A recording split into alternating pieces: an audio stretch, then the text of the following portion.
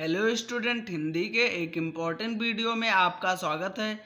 Student, ये video board exam वाले student के लिए बहुत ही इम्पॉर्टेंट है, क्योंकि हम इस वीडियो में हिंदी साहित्य के महान लेखक वासुदेव शरण अग्रवाल के जीवन परिचय, साहित्यिक परिचय एवं रचनाओं के विषय में जानेंगे। तो यह वीडियो अंत तक देखते रहिए, यह बहुत इम्पॉर्टेंट है। बोर्ड एग्ज़ाम 2023 में ये जीवन परिचय आ सकते हैं, तो इसको देखते रहिए। यह 12th क्लास हिंदी के फर्स्ट चैप्टर में उपस्थित है। तो आइए हम इनके जीवन परिचय के विषय में जानेंगे। तो आपको बोर्ड एग्ज़ाम में हेडिंग डालनी है जीवन परिचय। जीवन परिचय हेडिंग डालने के बाद लिखना है आपको डॉक्टर वासुदेव शरण अग्रवाल का जन्म सन 1904 ईस्वी में मेरठ जनपद के खेड़ा गांव में हुआ था। वासुदेव शरण अग्रवाल का जन्म सन 1904 ईस्वी में मेरठ जनपद के खेड़ा गांव में हुआ था। इनके माता पिता लखनऊ में रहते थे। अतः इनका बचपन लखनऊ में व्यतीत हुआ और यहीं इनकी प्रारंभिक शिक्षा हुई।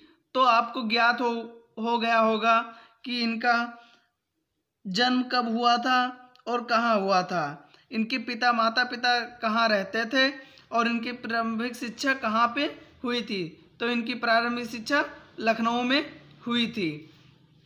उसके आगे इन्होंने काशी हिंदू विश्वविद्यालय से एमए तथा लखनऊ विश्वविद्यालय से डीलिट की उपाधि प्राप्त की।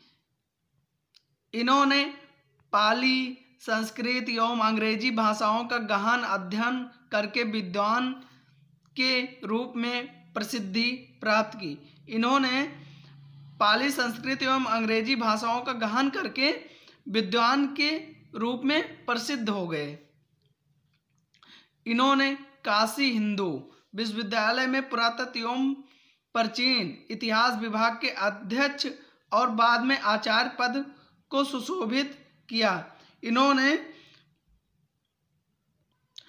जहां से इन्होंने एमए की उपाधि प्राप्त की थी, वहीं पे उसी विद्यालय में पुरातत्व एवं प्राचीन इतिहास विभाग के अध्यक्ष और बाद में आचार्य पद को सुशोभित किया। भारतीय संस्कृत और पुरातत्व का यह महान पंडित एवं साहित्यकार सन 1967 ईस्वी में परलोक सिधार गए। यानी वासुदेव शरण अग्रवाल की मृत्यु 1967 ईस्वी में हो गई। तो आपको यह पता हो गया होगा कि इनका जन्म कब हुआ था, इनके माता पिता रहते कहाँ थे, इन्होंने शिक्षा कहाँ ग्रहण किया और इनका मृत्यु कब हो गई थी। उसके बाद में हम जानेंगे साहित्यिक परिचय के विषय में, इनके साहित्य जीवन के विषय में। तो आइए हम हेडिंग डालेंगे साहित्यिक परिचय। उसके बाद में लिखेंगे डॉक्टर अग्रवाल भारतीय संस्कृत, पुरातत्व और प्राचीन इतिहास के प्रकांड पंडित एवं अन्वेषक थे। ये जो थे वो भारतीय संस्कृत, पुरातत्व और प्राचीन इतिहास के प्रकांड पंडित भी थे। इन्होंने उच्च कोटि के अनुसंधानात्मक निबंधों की रचना की है। इन्होंने जो है उच्च कोटि के अनुसंधानात्मक निबंधों की रचना की है। इन्होंने अपने निबंधों में प्रागैतिहासिक, वैदिक एवं पौराणिक धर्म का उद्घाटन किया है। इन्होंने बाणभट्ट के हर्षचरित्र का सांस्कृतिक अध्ययन प्रस्तुत किया है। तो आपको यह पता हो गया होगा जीवन परिचय और इनके साहित्यिक परिचय के विषय में। उसके बाद में आता है कीर्तियाँ यानी रचनाओं के विषय में। तो हेडिंग डालना है कीर्तियाँ। कीर्तियाँ में लिखना है डॉक्टर वासुदेव शरण अग्रवाल ने निबंध, शोध एवं संपादन के क्षेत्र में महत्वपूर्ण कार्य किया।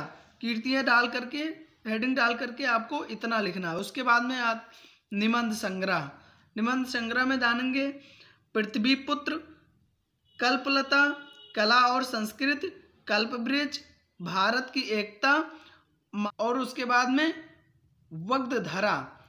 बोर्ड एग्जाम में बहुविकल्पीय प्रश्न में आ जाते हैं कि पृथ्वीपुत्र किसकी रचना है या कल्पलता किसकी रचना है। तो आप इसको ध्यान में रखिए ताकि आप वहाँ पे अच्छे तरीके से लिख सकते हैं। उसके बाद में हम आपको बताएंगे शोध, जो अभी यहाँ पे बताया था कि इन्होंने शोध की भी रचना की है, उसके विषय में। शोध आपको हेडिंग डालना है, उसके बाद में लिखना है पर्णकालीन भारतवर्ष की रचना इन्होंने की है।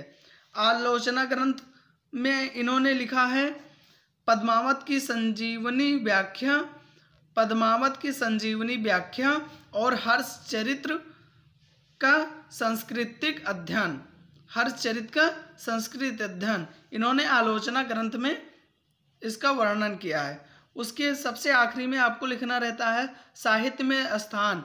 साहित्य में स्थान यानी साहित्य में इनका स्थान कहाँ पर है उसके विषय में, तो आप हेडिंग डाल देंगे।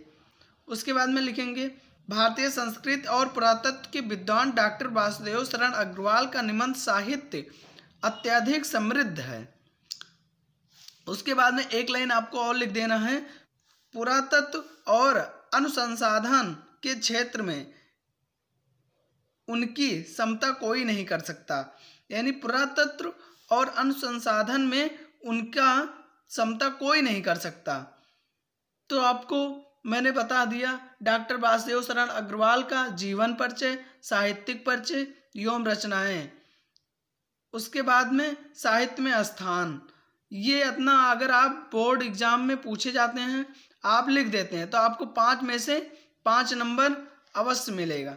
तो आपको यह वीडियो पसंद आई होगी तो लाइक शेयर कमेंट जरूर करें ताकि मैं आपके लिए और अच्छी वीडियो बना के जल्द से जल्द लाता रहूं।